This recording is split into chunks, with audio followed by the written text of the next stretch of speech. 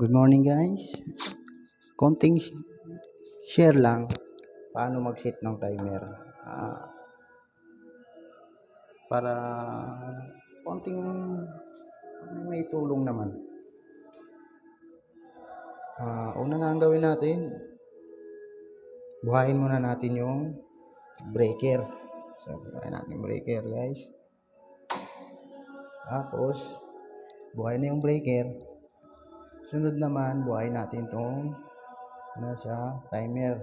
Naka-off pa po yan guys. So, i-on natin ngayon yan. Yan. Naka-on na. Unang gagawin, ganun po. At sunod, naka-0-0 pa po yung oras. So, isi-set natin yung time. Kung anong time ngayon, isi-set natin.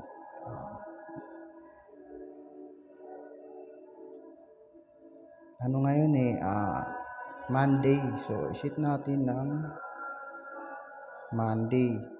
Tapos, ang time is 9. Last 9 na guys. 9:02. Tapos, mode.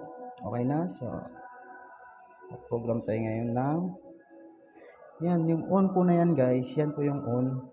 No? Kung kay anong oras i-on yung signage. So, isi-set natin yan.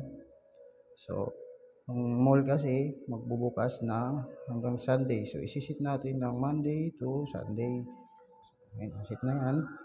Ngayon dito, isi-set natin ngayon. Magbubukas kasi ng 10 AM. So, isi-set natin ng 9:30. So, isi-set natin ng 9:30 yung timer.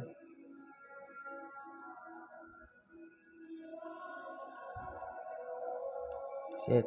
So, program. Yan po guys, off na naman. So, yung off na yan, kung anong oras na naman po siya mag-off. So, isi-set naman natin ngayon. Sunday hanggang Monday hanggang Sunday. So, yan, set na. Set na naman natin. So, magsasarado ang mall is 9. So, set natin ng 9. Naka 24, settings, military time. So, 9 is 21. Yan. So, 21, mamamatay siya.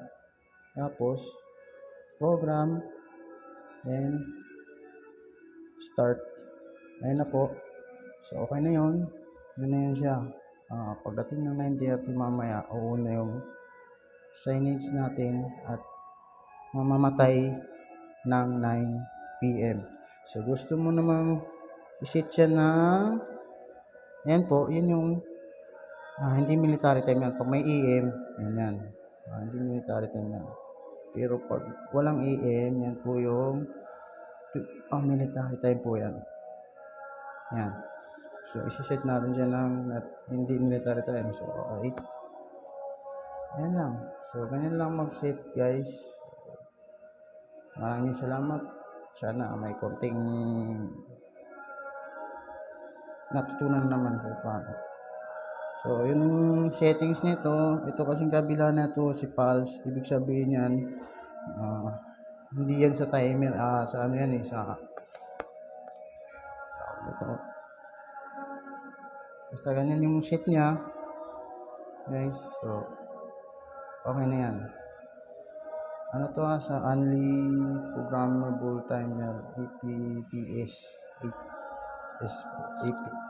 8S. Yan po.